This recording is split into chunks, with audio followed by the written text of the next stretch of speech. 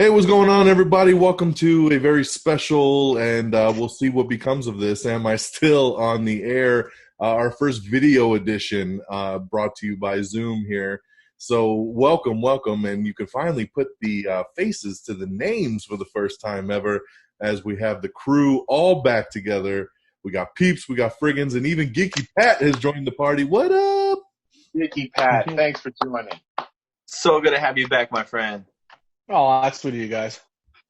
Welcome back, man. You thought you hung up your microphone, and then you posted you posted something. I know. It's crazy, right? You brought the podcast back, dropped it on us out of nowhere.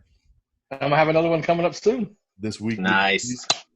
Has returned before the People's Forum. Still waiting on you now, Peeps.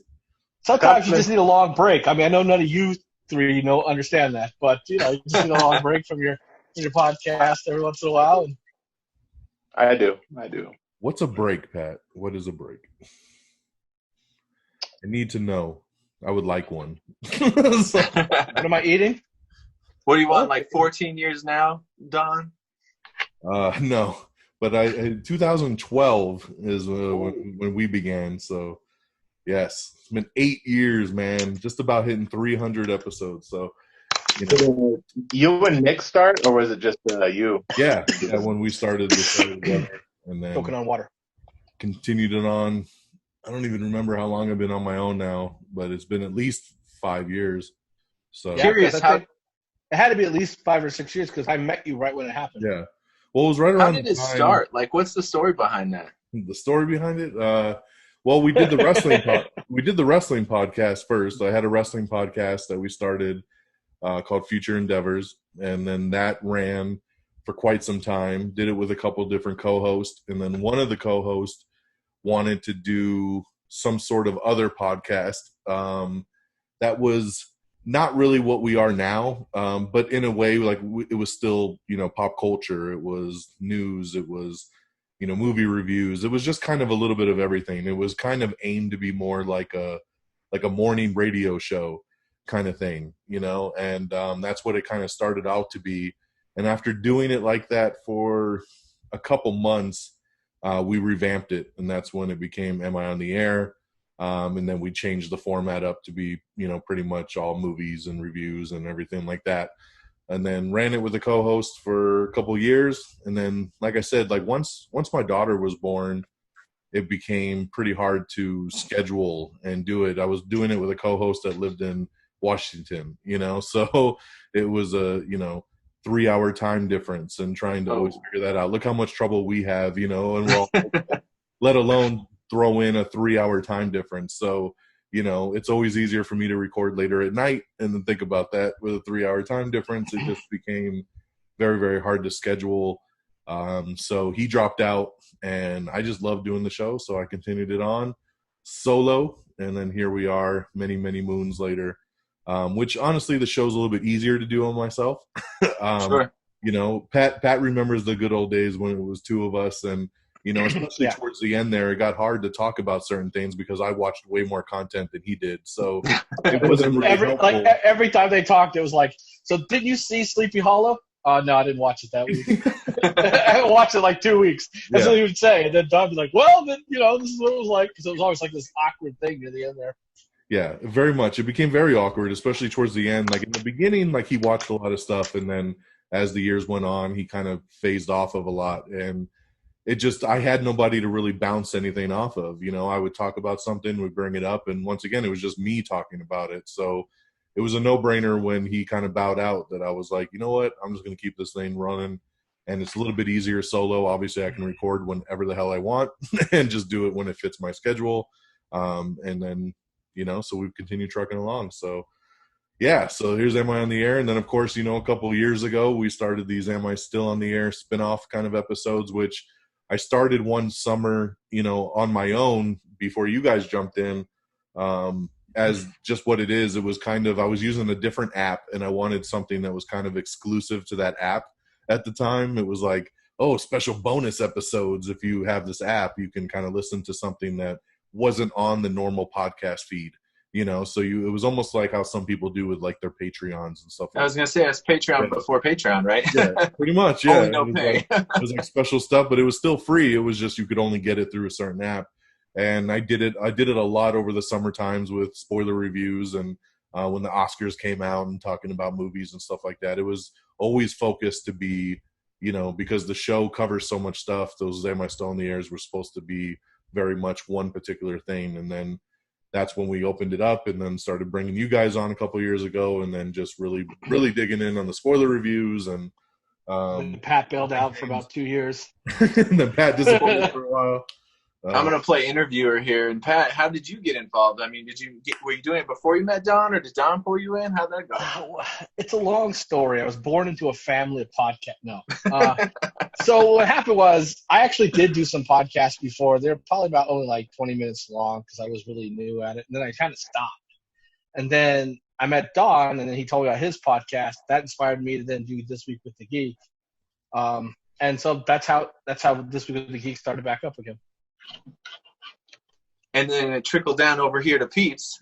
I don't know. Is these two? I mean, I've always wanted to be in radio or some sort of something exactly like this. And when I met Don and Pat at our old job, Don's like, yeah, I do this for I have a show and I talk about, what do you talk about? Movies, and I would listen, and it was always like the superhero stuff. And Don had like the superhero figures on his desk. I was like, did we just become best friends? No, I don't know. He's literally doing exactly what I've always wanted to do, and he's like, do it. I said, fuck it. So I tried it, and man, it's a blast. I love it. Every single time you ask me to come on and do it, just getting back into it, it's my struggle right now, but like I absolutely love it. Like, remember back in the day, you going to like Blockbuster or Hollywood Video, whatever the video rental store, and you just talk movies with the guy, girl, over the counter. And like I love talking movies, especially with, we may not agree all the time, Don. Nope. But that's the gloriousness of it. It's fun. No, you guys never agree. I'm just saying it. You guys never agree. Pretty much always polar opposites. But almost every time we do a top episode, like our top one or two are generally around the same. So yeah, I mean, there may be some Crouching Tiger, Hidden Dragon sequels, or anytime DC makes a movie, you guys are out. So, yeah, bye. Yeah, DC backup, Pat.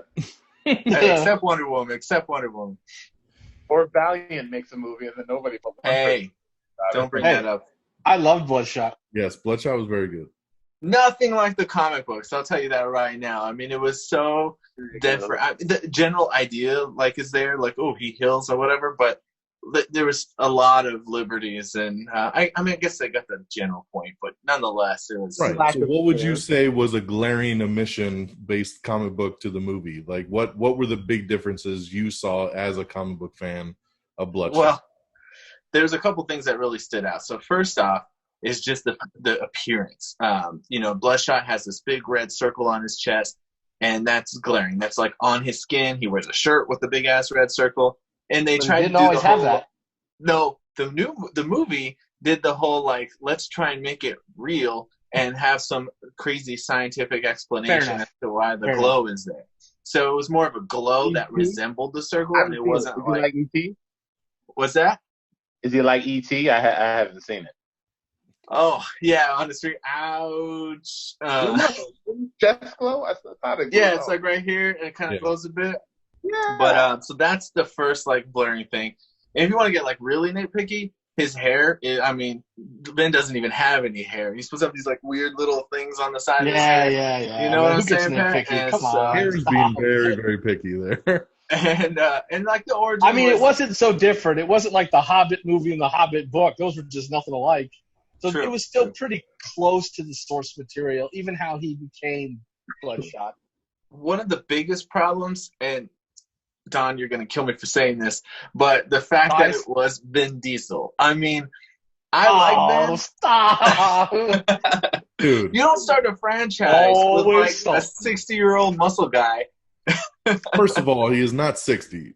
Okay. No, that's Dolph Lundgren. Yeah. He's in his early 50s, by the way. Man, I don't know. Like, He was great. He was great. Come on, I thought he was. He awesome. was okay. Look, I'll say this. I'll give it that. Like, as far as an action movie is a blast, Peeps. I think you'd like it. There's a lot of just stupid action that it's just you shut your brain off and you enjoy what's happening. And my favorite, the cinematography was actually pretty interesting because they added a lot of like colors and shit like that. So that helps to like visually appealing. One other thing I'll say is it actually has some really cool like visual scenes of the scenery and things like that. So all those things help to make it like passable, but it just wasn't like what I wanted. I'm so not to pick on you or anything, but picking on you. So he asked, what was the differences? You're like, oh my gosh, let me tell you. All right, first of all, he didn't have a dot on his chest, and he didn't have hair. Yeah, that was pretty much his nitpicks. Those are the two main things. Even though he gets the red circle on his chest later in the movie, and he becomes white as he starts burning out. That's only when he's burning out. That's the other thing I was going to get to was the overheating. Skin difference. Like, he's not that pasty pale white that he's supposed to be. I don't know what it is with superheroes that are supposed to be pasty pale white and they're choosing not to. But it's like an unnatural. Domino shot. No, he's less sexy white. That's the problem. No, it's like that pasty, like that vampire white. You know what I mean? And that's just part of his character. That's what he's supposed to be. And also it wasn't so much. It wasn't such a big deal that it changed the whole movie for me. No, and that's the thing. It's Vin Diesel. Like, you're only going to get so much, and it's a stupid action flick. So we love you, Vin. Hey. Me and Don, we love you. Exactly. You know what? I cherish that movie because it was the last thing we saw in theaters, and it's been quite a while since we've been to the theaters. So we were so excited because like new stuff was coming out, and they were like, done. All I was hoping for was that Ninjak cameo. That after credit scene to get a little Ninjak and man. No. Is that dude with the arms, Exo Man of War? Yeah, he wasn't in it either. It was only Bloodshot, and they actually made up characters to be in it too. They didn't even really use a lot of characters from the comic books. But Valiant doesn't have any. None of those other characters are in the comic book. I can't remember it. Well, the Doctor's in it. I think the Doctor, but not the not Aiza Gonzalez. Although I'll watch anything with her in it. Oh my God! Right? Mind-blowingly sexy. I think 10 times throughout that movie, I looked at Pat and was just like, God damn, she's hot. And I was saying it back to him. My wife was sitting right there. And I think she agreed. So I don't know. I think she agreed as well. Dude, there was no denying in that movie, man. I was like, I hope she has a bigger part in the next Hobbs and Shaw. I'll tell you that. Yeah, same.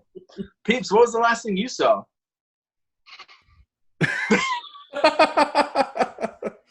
Ballfoot.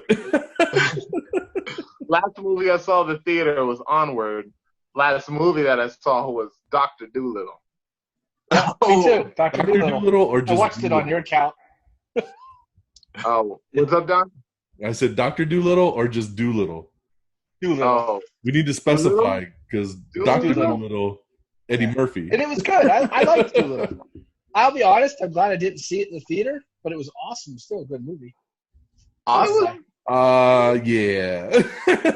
Awesome. I liked it. It was a movie, and it was a movie. Talking animals, and it was cute, and Antonio Banderas was in it. But I didn't even know that was him at first until they told me at the end. Didn't look nothing like him. The second I saw him, Banderas, yes. Yeah. Did not like Doolittle. I could. Whatever. I liked it. I don't know. It's a dragon. There's a dragon in maybe it. I've just been locked in the house too long. And you are, because you're delusional. If you're saying Doolittle is awesome. I had fun watching it. My kids loved it. Oh, yeah. See, my daughter was going to ask to see that again after we left. She's like, we saw it. Can we go home? You're like, I don't want to see it again. We were good. We were straight. Well, one of the topics that I definitely wanted to bring to this discussion was actually about another movie that I saw at the beginning of the year. And not that we have a lot of options, but it's one of my favorite movies so far. Is a movie called Underwater. Did any of you guys see that? No. No. I have no idea what you're talking about. Pat, this is exactly what you're talking about. When you were talking about Don, like, you're like, oh, I tried to get Pat to go see Underwater, and he refused. He refused. And because of that, I have not seen this movie, even though I want to. I know it hit VOD. I'm being pulled underwater. The worst trailer ever. I agree with you. The trailer sucked. It looked bad, but everybody that's seen it, it's a pretty good movie. I do plan now that it's out on VOD to watch it, definitely for sure, and see how well it is. But that's why I wanted to bring it up. I'll watch Doolittle again. Well, that's why I wanted to bring it up, because it came out on, I think it's on Amazon Prime, available on digital there or something. Movie is great. Available on digital. It's got, well, that's true. It's got like I kind of hate it. I kind of wish they would just hold off and I can see most of these movies in the theater, because I like that theater experience. It kind of takes something away from the movie that I've never seen before if I have to watch it on my TV. We might. We don't know. They haven't moved very many to straight to digital, though. I mean, honestly, like most of the stuff has just been shifted back. Or canceled. Yeah. Yeah. Well, and Underwater came out in the beginning of the year, so that's already been in the theater and out. But it's on Amazon. It's worth checking out. Peeps, there's one thing in it that I think you will absolutely love.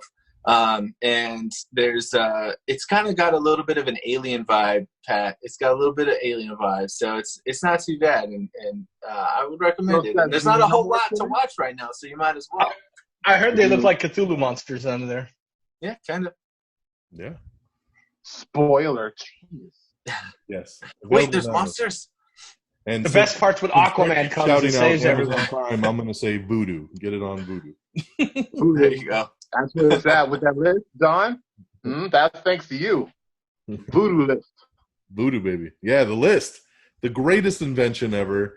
For those of you that have digital movie collections, Voodoo now has a list option that you can categorize movies in your own very own custom list. So I've been having a blast with this thing. I have a rock list, all the rock movies in it. I got a Fast and Furious list, MCU, DCEU. What else I got? I did one with franchises. I just threw all the sequel movies into it. I got one for my daughter, so it's all the kid movies. Makes it very easy for her to just skim through all her films and not have to get through mine to see. So I just love lists. It was something I literally tweeted Voodoo like 3 years ago and was like, you guys need a list option. And then a couple months ago, I signed on, and they were like, now introducing list, and it made my whole world. So it's really good. Yeah. What kind of list you got going, Peeps?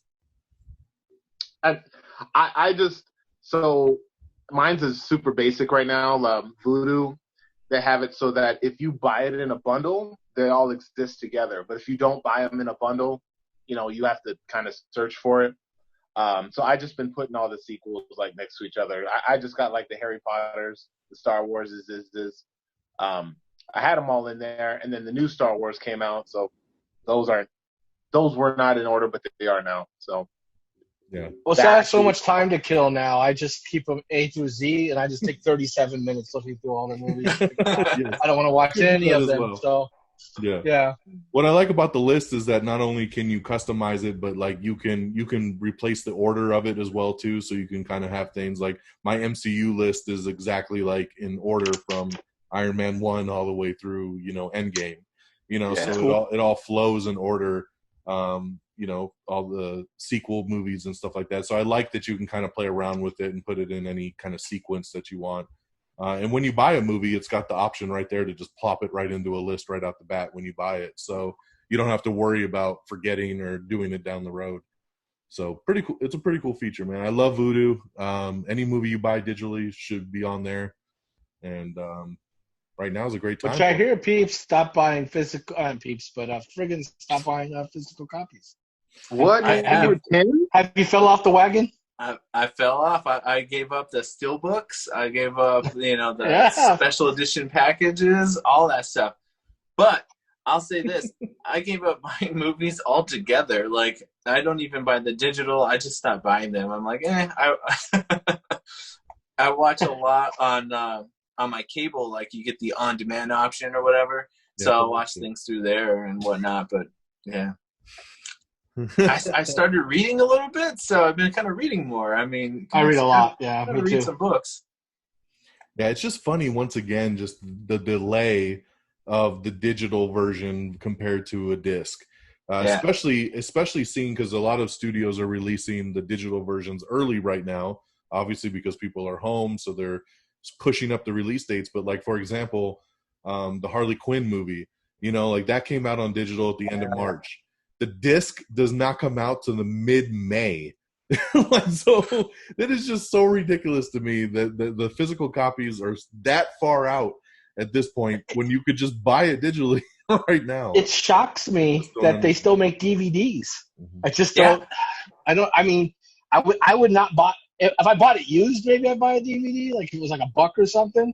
But otherwise, I'm just gonna. It's the same price to get it Blu-ray with Blu-ray and digital now, and I don't know why you wouldn't just go that route, put it digital, throw the disc into the shelf, and be done. Yeah. I've actually seen a resurgence of VHS, and a lot of people are going out looking for VHS, more for collectibleness. But I would have seen some like new movies on VHS. Give me Infinity War on VHS. All grainy. It's all grainy. It's not high. It's like low def. Yeah, I'll take it. Put a filter on it. The tracking thing goes up occasionally. So, Pat, I do have a question for you, my friend. All right, past, what is this? Like 2 years, you've missed our anticipated show. But I'm curious. I anticipate it, though, every year. You don't? I know. And so do I. And you disappoint me. So, I was hoping today you don't have to do the top 10, but I don't know, man. What do you think? Like maybe top 3 most anticipated movies of this year? They all got moved to next year, so I don't know what to tell you. I guess Wonder Woman, that's coming out this year, right? Yep. What about Dune? I don't know if it's going to be finished this year. From what I'm reading, it's behind schedule. Yeah. I'm afraid for Dune because they still had. And I love Dune. I mean, I have his books all right over here. Yeah, they still have some more to film. And I own a lot of books. Do production on it, and nobody's working right now. So, well, they released a bunch of the photos on it, and I was thinking, well, why are they going to release a lot of the photos? And to piggyback off Peeps, I was actually going to ask you, Pat, too, what you thought of the photos of Dune, since I know that you like Dune. So, what was your thoughts on that stuff? It looks so good. Corona die. I mean, yeah, no, seriously, it looks awesome. The eyes, they're all blue, and the people who are in it's really good. I'm excited about the movie, but again, for what I see is it's stopped production, so who knows if it'll even be ready next year.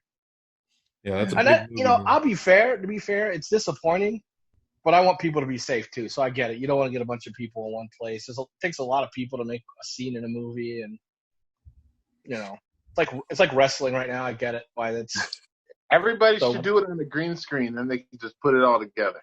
Yeah, I'll be like, no, and then Don will be over here, no, and then just stick them. They get it. Fight right now. Yeah, I mean, I don't know. It's really hard because, like I said, I can't even tell you what movies are still playing this year. I was super excited about Dune.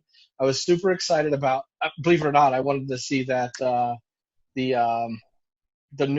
one with the X-Men characters that are in the hospital. I can't remember the name of it. New Mutants. Oh, New Mutants. Yeah. That movie gets screwed. But to be honest, it's done though. They can just release it.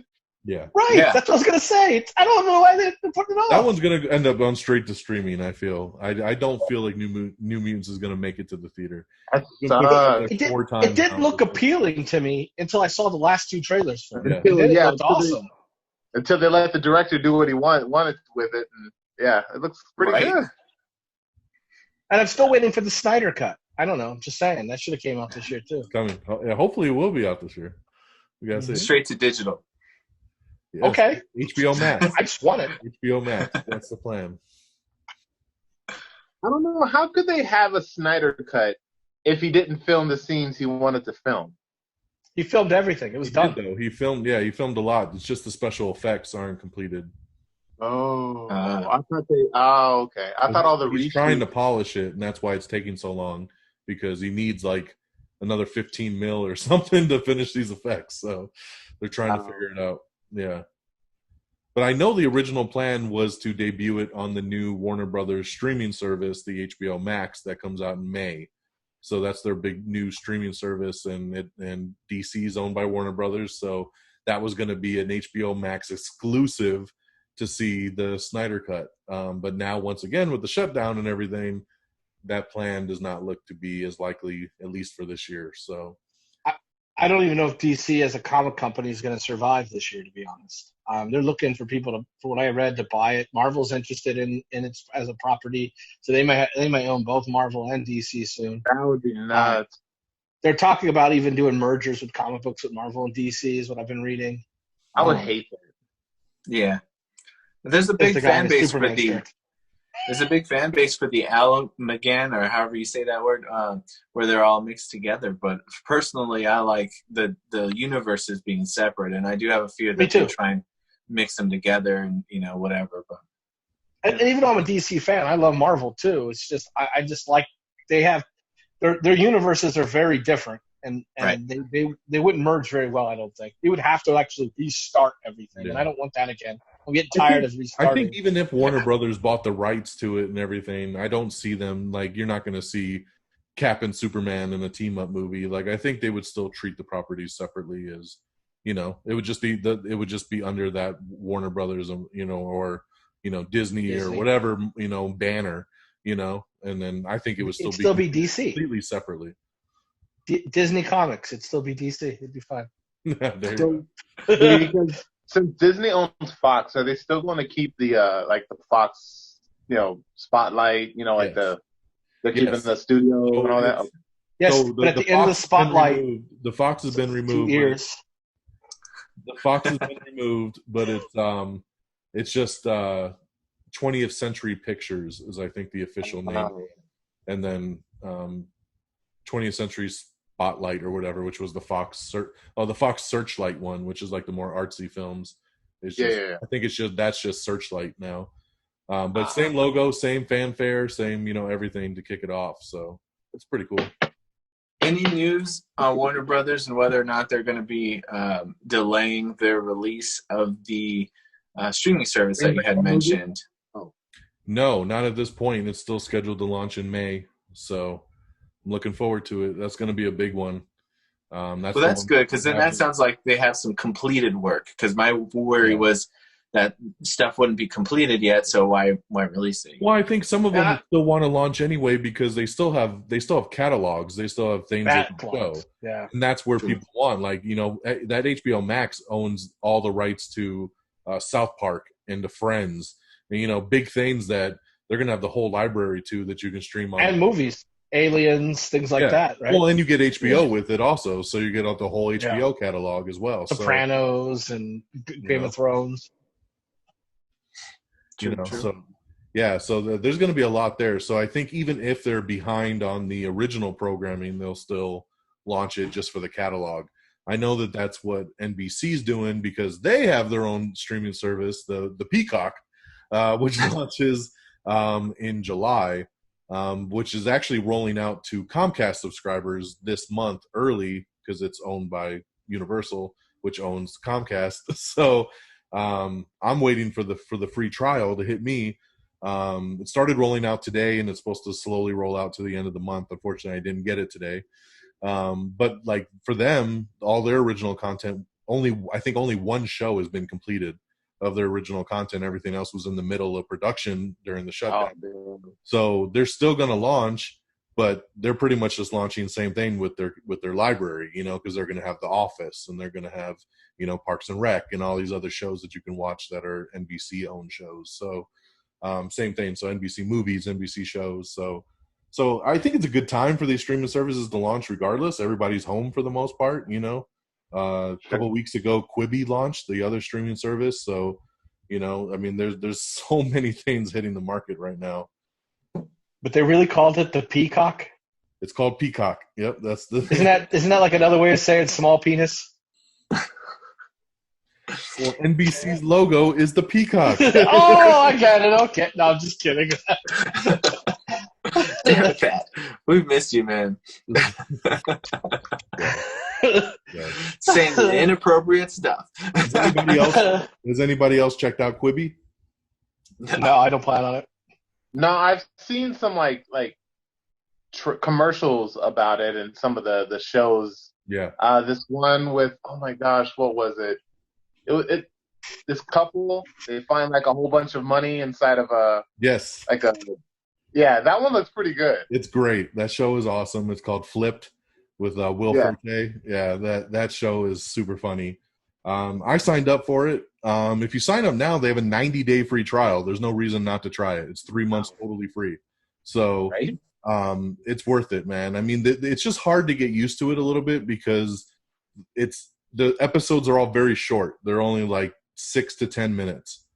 So, oh, wow. Yeah. So, I mean, that's the whole purpose of it. It's supposed to be a mobile. With 47 commercials in between, or? I don't know. I did the no ads program. So, oh. If you do the one with ads, it says it only plays an ad before and after the show, kind of like the paid Hulu, does. Which are longer than the show, apparently. Maybe. I don't like the concept of watching it on my phone. I know you talked about that on your episode, and I honestly, I don't think I could do it. It's very hard. I watch it on my iPad, so it's a little bit easier. But yeah, I could do that. I could watch it on my iPad. So it looks great on the iPad. That is my biggest beef with it, that I can't Chromecast it or send it to my TV somehow, and that there's not a mobile app for me to watch it. Because some of these shows I want to watch with my wife and stuff, and we're like both crowded in on my iPad trying to watch these shows, and it makes it a little bit difficult to do, but the content has been really good. There's a lot of good shows, like the one Peeps was talking about. That's probably my favorite show on there. It's so funny. And then there's another really good one with Liam Hemsworth, where they're hunting him, trying to kill him and shit. And that one's the one that caught my attention from your description on your episode. Yeah, Most Dangerous Game is the name of that one. I mean, they put like 150 million or something into this like app, and like so they got top stars, top producers, like everything. WWE launched a show on it today, so I was just watching that with my daughter before we got on. There's just so much content on there. So the whole purpose is like every day they release a new episode. So every day you have like a new chunk. And like, yeah, for us it seems a little weird on your mobile device, but I get what they were trying to do, because it's the theory is like I'm on my lunch break, or I take the bus to work, or I'm like where you have little commutes and you have these little moments of time, you can watch a whole show in that chunk on your lunch break or on your, smoke break, whatever, and watch it. They're quick bites is the whole point. Quibi is short for quick bites. So it's like, so I get the idea of what they were going for. They're thinking the millennials, everybody's on the go, everybody's real busy. So you give them programming they can just get through real quick, and so I kind of dig it. It's just very hard to get used to, because you start getting into a show and then it's over. And you're like, oh, that's what I was thinking. It's going to be like, when's the next one? Are they all in a row? Can I keep binging them? Yeah, you can binge it. Oh, the good thing was when it launched, they put out like 3 or 4 episodes of every show, so you can kind of watch at least the first half hour or so. And because that would kill me.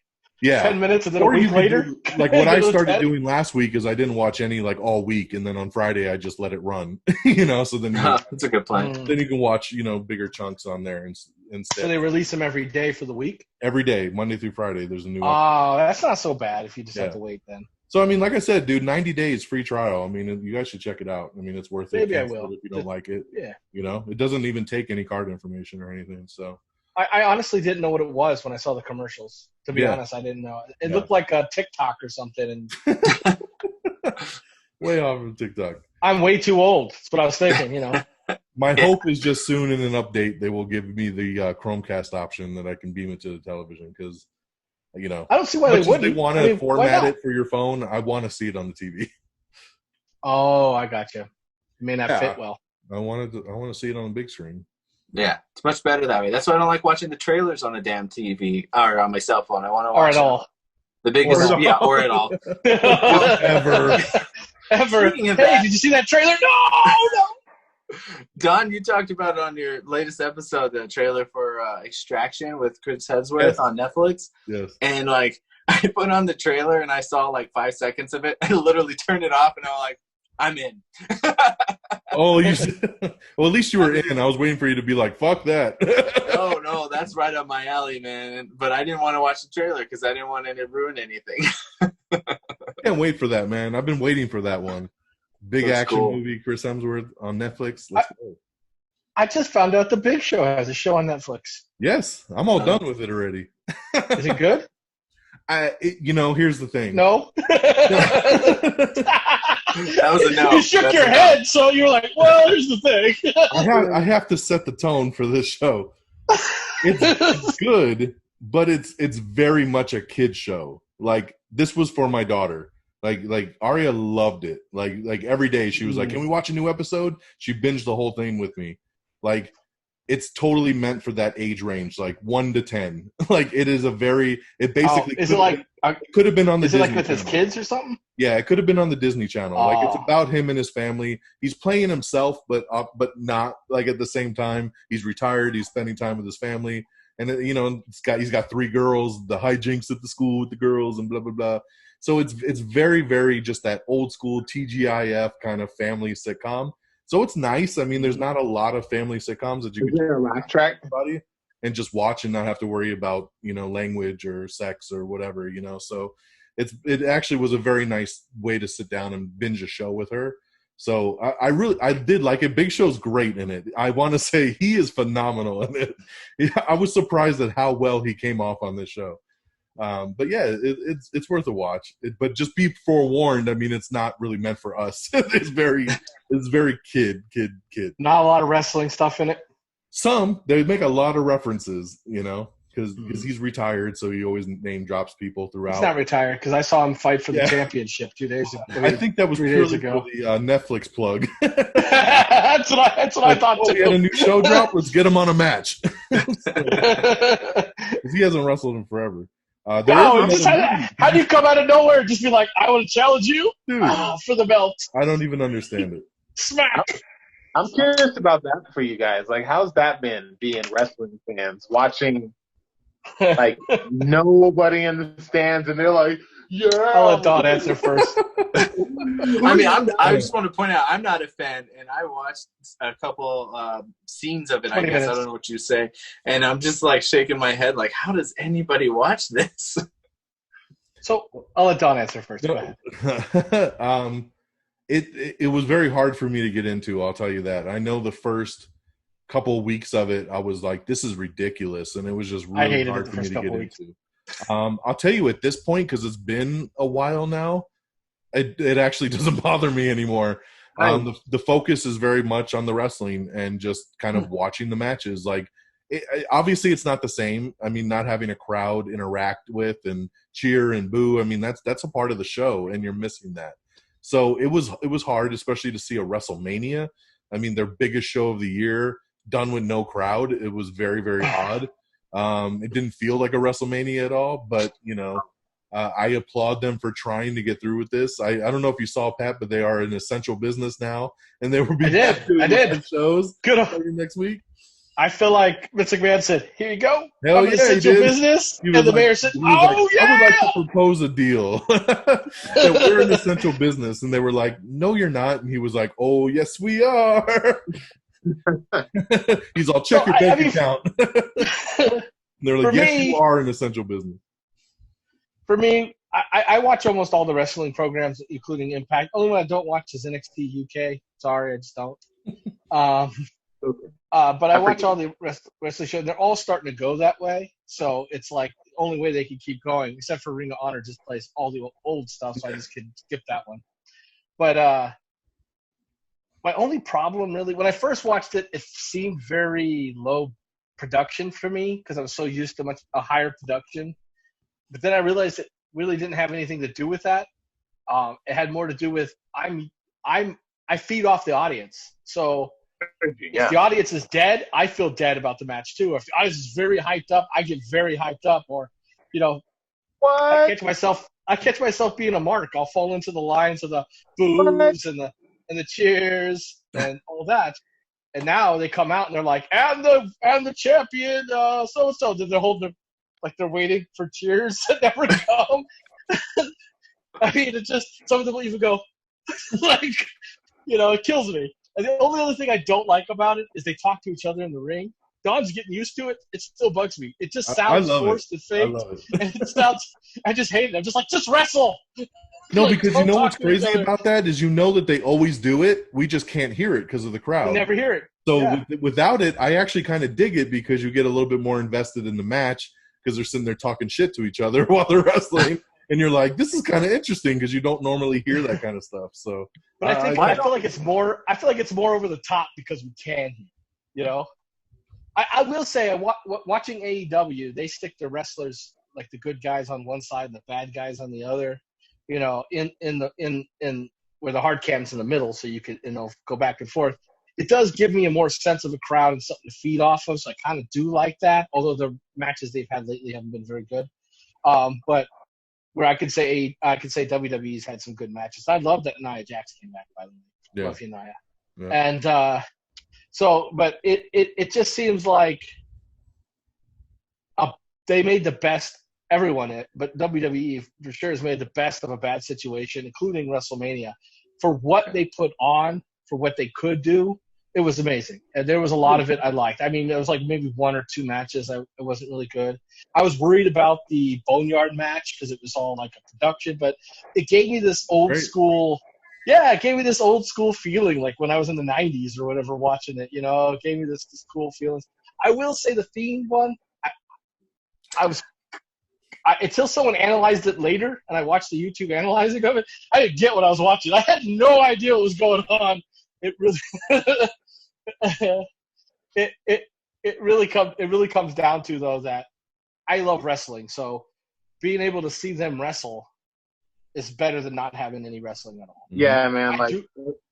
Imagine how crappy it would have been, I guess, like all this goes down and we're just stuck in our houses and you guys don't get your wrestling. You know what I mean? Like it's well, even like I could have lived with that. I almost hung myself when they told me they were going to cancel baseball season. I didn't know what I was going to do. It was over. Look, they canceled baseball season? I didn't notice. Well, they postponed it.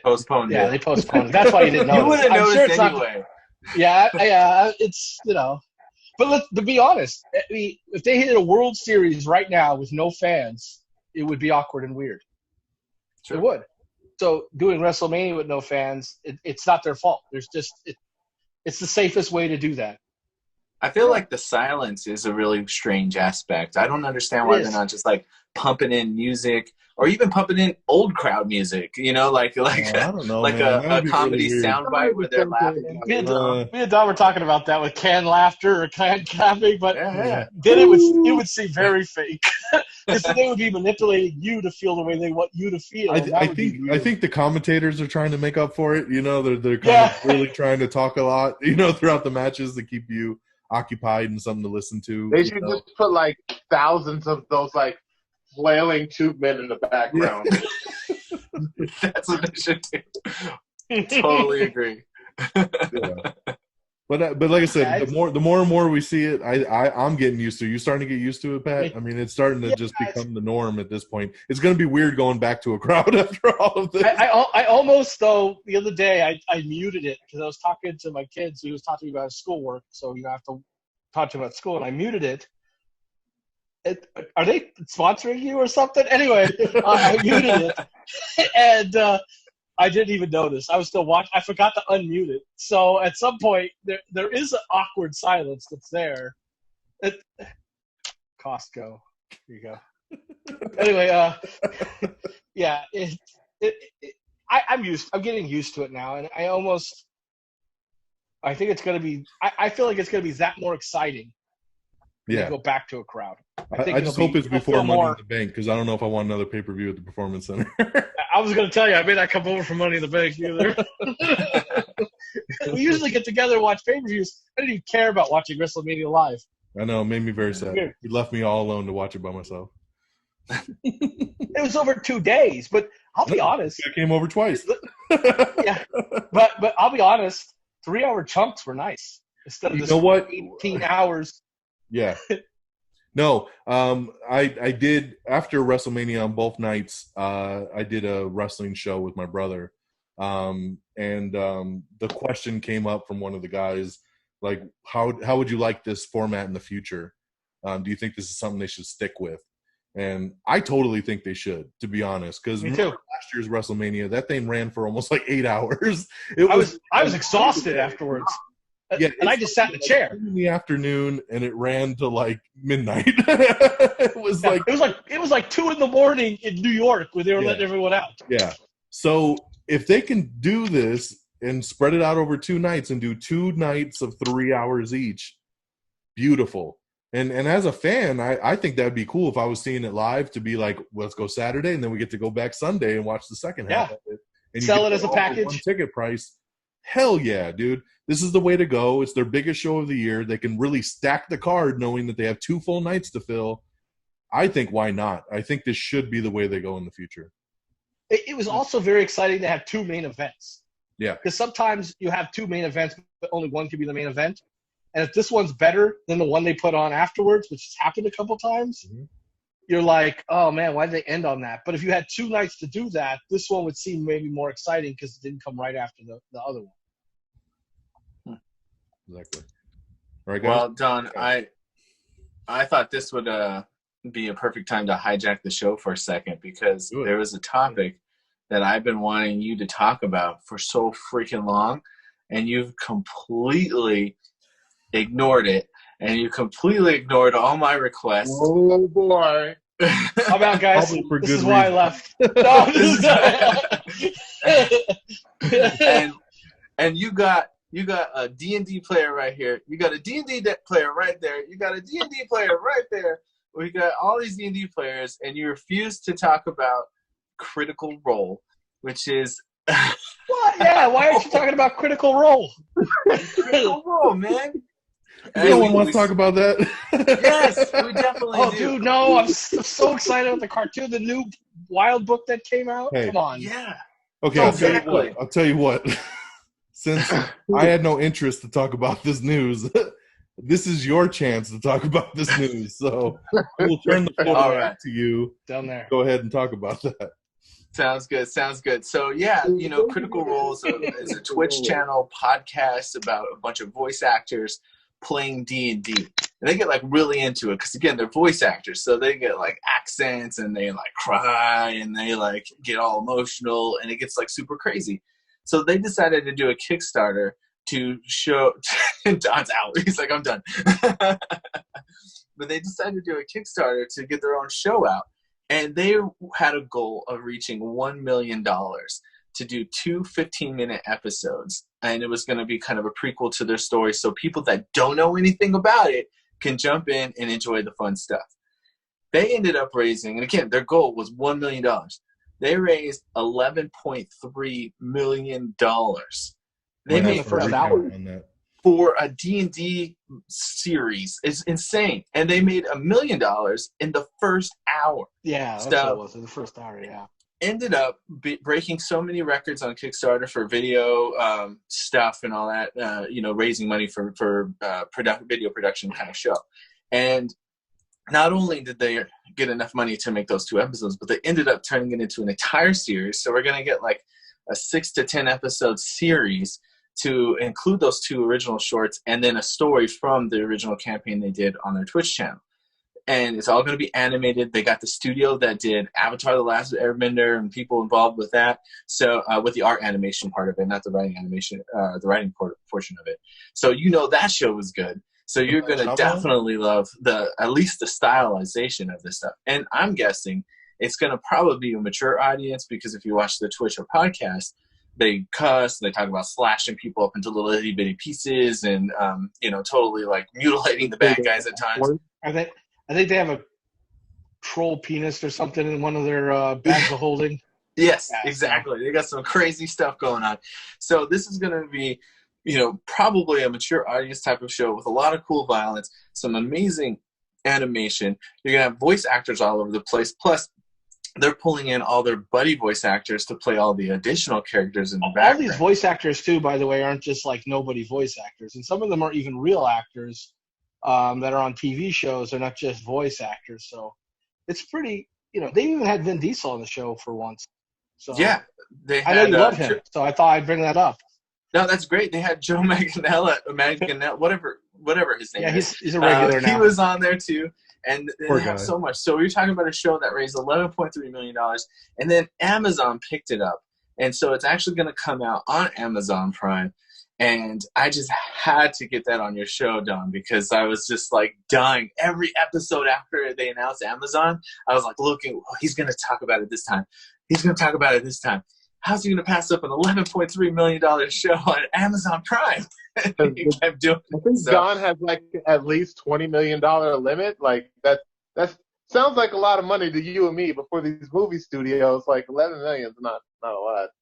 That's not it at all. To be fair, honestly, that news never came across any of my news feeds, so it was never. That's not it either. On my radar, so you know. So I was looking to see if he could find $2 to give, and he couldn't. He just couldn't find them. He tried hard. He did.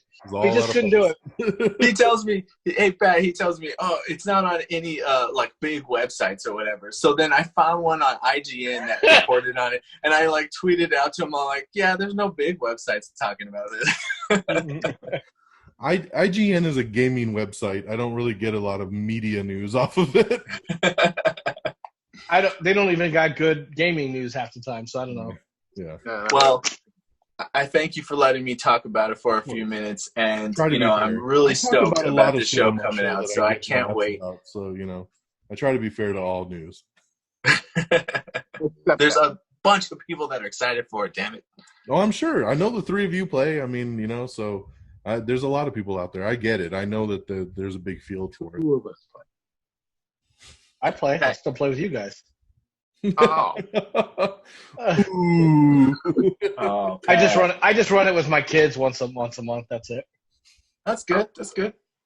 But I do want to start a game up with you guys too, because I'm missing the hell out of all you guys, and I'm missing you too, Brian. If you're watching, Alex, no, I'm just kidding, Alex. I miss you. Oh, poor Alex. And Don, if you said you would play tomorrow, I would start a whole game right then. Oh, no fucks again. I see that. Yeah. Yeah, he's I have zero time in my days these days. It's hard to schedule. We'd have to play though over the internet, so I don't know how that would work. Isn't that how you I guys don't did it like last week? I don't like Roll20. What?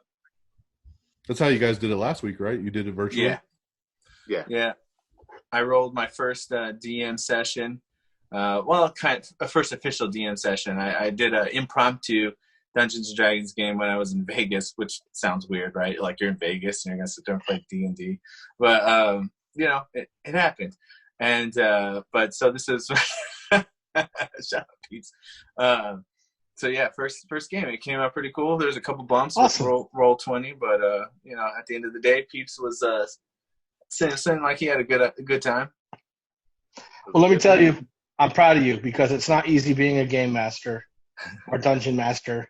It's not easy at all, and it's a lot of work, so good on you. Hopefully those programs I set you make it easier. Yeah, for sure. Did you use any of them? Come on, it's time for honesty. What? Did you use any of them? It's time for honesty. It's okay if you didn't. I didn't use them for that game, but I have looked at them for the next. So, I'm out. Don, No. I see Don down there. I can see on your face. You're like, nerds. No, not at all. Not at all. Going back to the most anticipated films, as you brought up, it was funny looking at that list again the other day because there's only a couple left on that list that are actually coming out this year. So it was very sad to see. I was on another show over the weekend, and we did a top 10 of movies that were pushed back. And it was very easy to come up with because I just used my most anticipated list and brought everything over to that. Brought his cheat sheet. Yes. Well, you had Bloodshot, Don, on your other one, right? I did have Bloodshot, yes. Yeah, Bloodshot and like Bad Boys, like a couple of them have come out, but man, my number one was Fast and Furious, which is bumped to 2021. We had, Black Widow and Eternals and all that stuff, which has been pushed back, and Morbius. What's that one movie where they're hunting people? The Hunt? The Hunt? The Hunt. That movie got screwed too during all this because it was like just coming out and getting all that press, and then Well, they released it straight to VOD the very next week, so I rented it, I watched it, and it was pretty good. Was it good? Yeah. So Was I was But able to watch it is the it- same night we should have been at the theater to watch it. So was I right? Was it a comedy kind of thing, or was it an It had action? some funny moments, but it wasn't really a comedy. Because they kind of sold it as it was like a comedy thing. No, The last it definitely trailer, had anyway. moments of levity, but I mean, overall, it was, they're being hunted. They're trying to kill them. So Was it like Get Out? Like that wasn't really a comedy, but it had like funny moments. yeah, Sink. sink into the floor. Well, there's still some hope. I mean, we still have a few movies still supposedly on schedule, like Tenet and James Bond, Black Widow. James Bond was pushed all the way back to November, though. I mean, we should have saw that 2 Yeah. weeks ago. Still, but at least we have a couple of things to look forward to towards the end of the year. So that should be. It just sucks that this happened over the summer. I mean, this is our summer movie season. This is when all the big stuff comes out. This is when we're geeking out every weekend of like, ooh, summer movies. What are we gonna see? And it's all gone. It's all gone. I still, though, like when they were talking about maybe releasing Wonder Woman, I was like, no, I want to see that in IMAX. So I still kind of rather it be pushed back. I just don't know why some of these are being pushed back to next year. I guess because they want it in that slot. I don't know. But yeah, I mean, good point. I mean, some movies are better seen on the big screen. Yeah. Yeah. Apparently Doolittle was one of them. Yeah, that's why they dropped it in January. Yeah. My biggest, I don't mind the pushbacks. My biggest gripe is these year plus, pushes. It's like these movies are done. Why does a movie need to be pushed back so far? It just doesn't make any sense to me. I mean, things could be like Black Widow. Black Widow could have just been moved to August or September, and then they could have just left Eternals in November, and everything would have been fine. But by pushing it all the way to November, they just affected the entire Phase 4 into 2022 at this point. So it's like, thanks a lot for the 3-year push because of one movie. Like it doesn't make any sense, and it's frustrating. It all started with Fast 9 going to April 2021, and then it was like, what the hell? Like, why did they just go a year back? Like, there was no need for that. And then all these other movies slowly, Morbius now in March of next year, Ghostbusters March of next year, It makes you wonder too. What if they're set in 2020? Like the time to 2020, and we're not going to watch this movie now until 2021, maybe 2022. Is that going to be an awkward transition, or are we just supposed to it did come out in 2020, so we'll just suspend their belief there? I think I'll just suspend disbelief around that. Yeah, I'm sure it'll be all right. But yeah, the big pushes just drive me nuts. Especially, I don't know, Fred, you listened to my new episode, just the whole pushback of Jungle Cruise drove me nuts.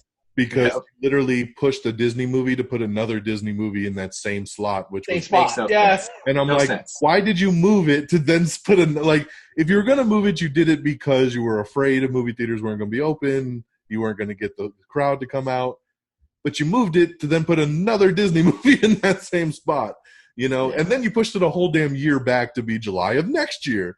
I just don't see shelving all these movies for that long. It's just, I don't get the idea behind it or the concept. I mean, but I'm glad some of the movies are finding new homes on digital, like that Lovebirds movie with Kumal that we saw the trailer for. I don't want Grease. Oh, did that come out on digital? It hasn't come out on digital yet, but Netflix bought the rights to it, so it'll be on Netflix. And then Amazon Prime just bought the rights to My Spy, the Dave Bautista one. So I'm glad to see some of the streaming services kind of buying the rights up on some of these other movies and giving us a different way to see them instead of just pushing them back for a long time. I don't know if they ever did this, but I remember reading some of the movie studios are going to be like, you can watch this movie for $30 at home. And I'm like, why would I wouldn't even pay that in the theater. So why would I pay $30 to watch that at home? Because you're renting it for your whole family at that point. That's where the concept is. But it wasn't $30. They did it at $19.99. So when I told you I rented The Hunt, that was a $19.99 movie. This past Friday, we rented Trolls, the new Trolls movie.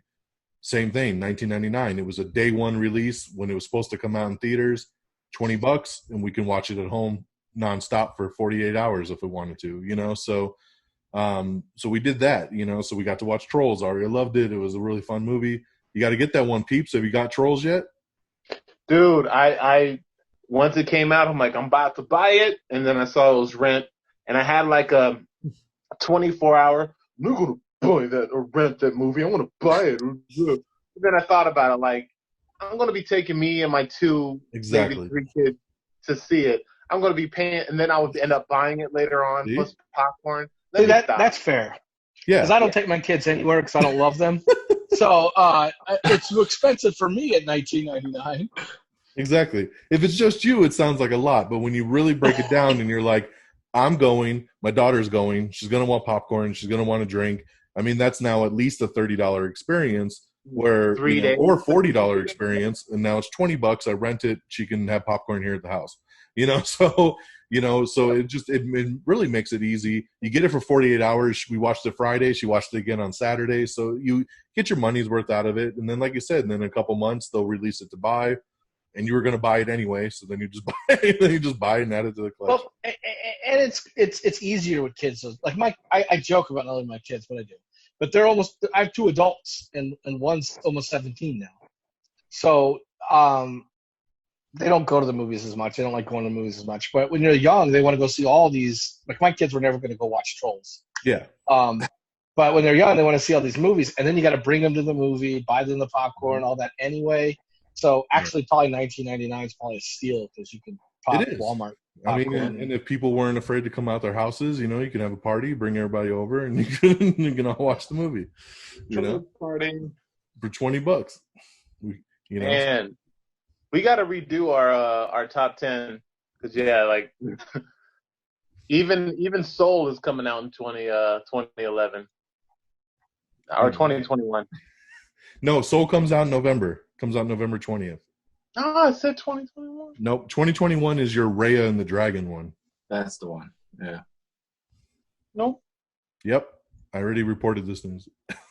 No, it says March 2021. That's the Raya movie. Shit. Soul comes out in November. Raya the Last Dragon. Okay. Yeah. Soul comes. What is Raya the Last Dragon? How come I've never heard of this movie? Because I haven't heard of it either until Peeps brought it up. Yeah. I know, like I said in my anticipated, I know nothing about it except for like 3 people in the cast and a freaking thumbnail, and I was sold on that. It's Disney. It's got like Aquafina and gosh, who else? Somebody else in there, and the little thumbnail was like a girl that looks like a warrior, like standing next to this like dragon-like beast or something like that. I'm like, like hell yeah, like that was like Mulan on steroids. Mulan meets Moana, and they have a baby that has a dragon for a pet. So it drinks Aquafina. Right. Yep. Aquafina's awesome. Yeah, Fred loves his Asian movies. I'm telling you.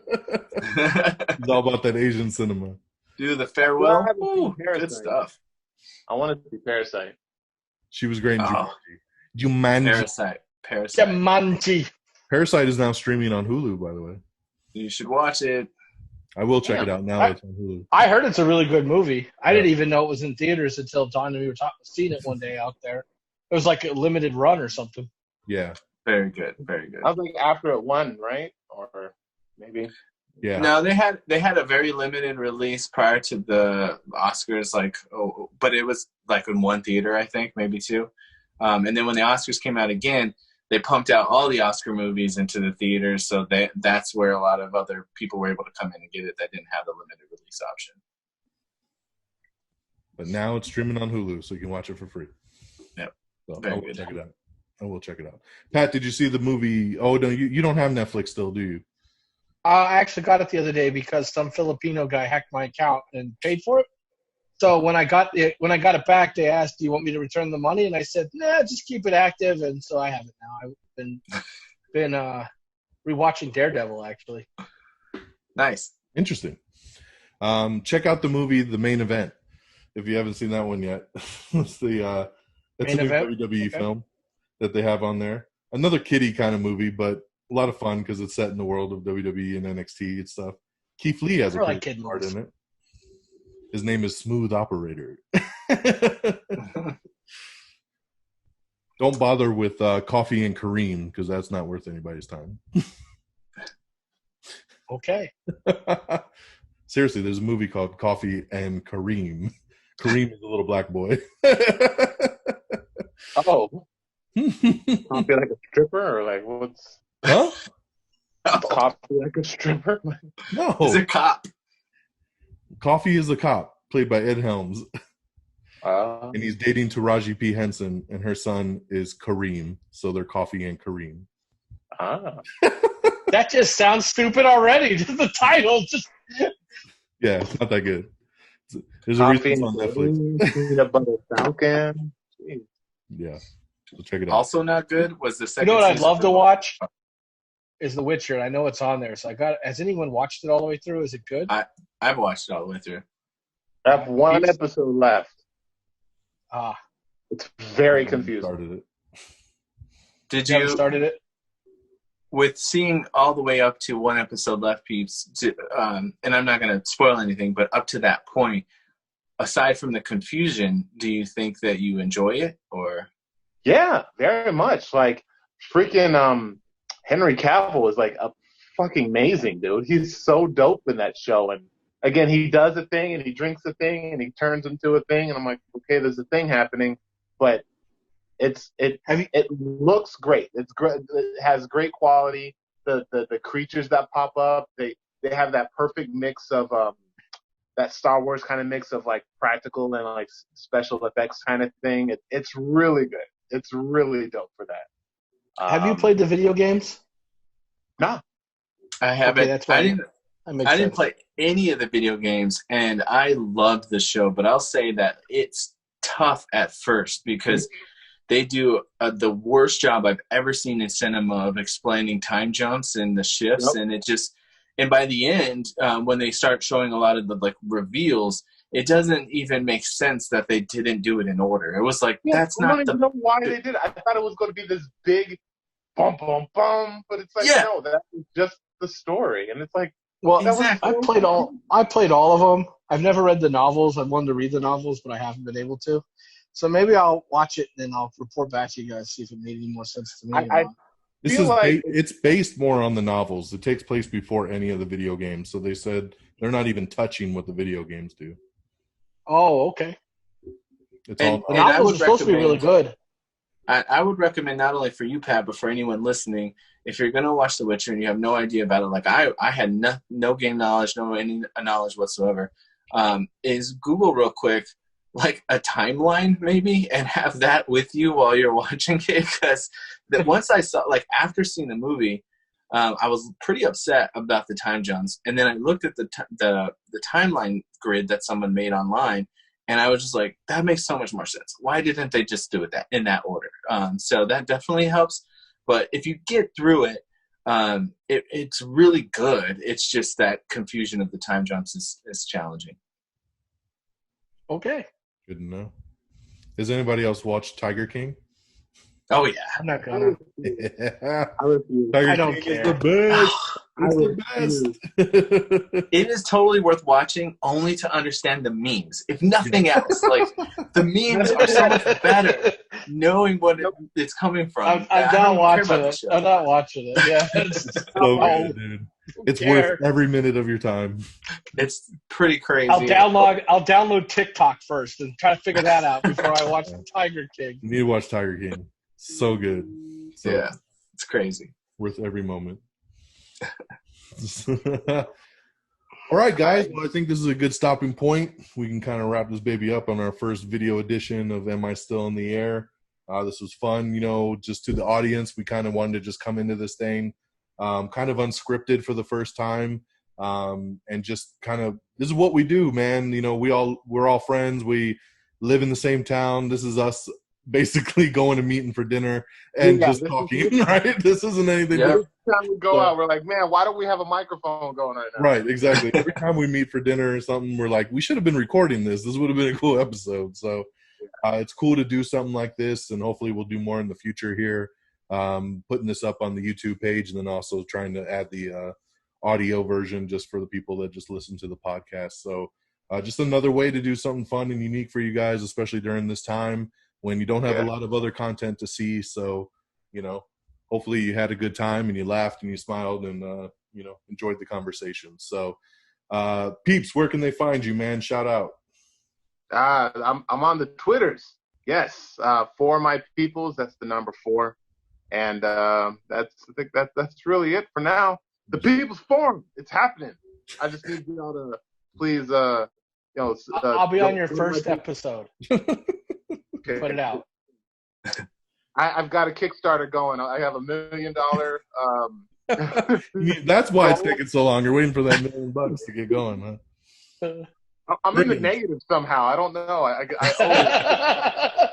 They keep billing me. Frigginz, where can they find you, man? Well, I'm on Twitter and Instagram at Frigginz for both. That's Frigginz, Frigginz with a Z.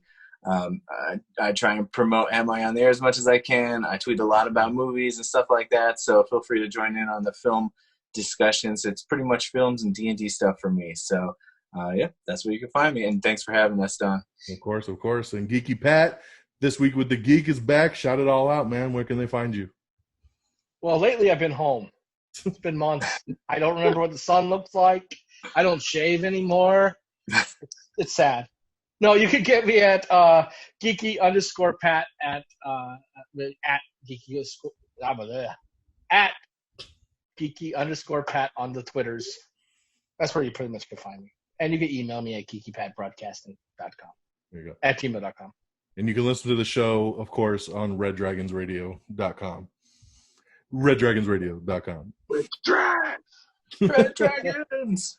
And, of course, you can follow me on Twitter at DXDonMega. Follow the show at Am I on the Air? And, of course, it's amiontheair.com and available on all your platforms for the podcast. Of course, Spotify, Spreaker, Stitcher, TuneIn, Podchaser, Apple Podcasts, Google Play Podcast. It's everywhere, man. Just check it out. And, of course, youtube.com/Am I on the Air as well. So, till next time, y'all.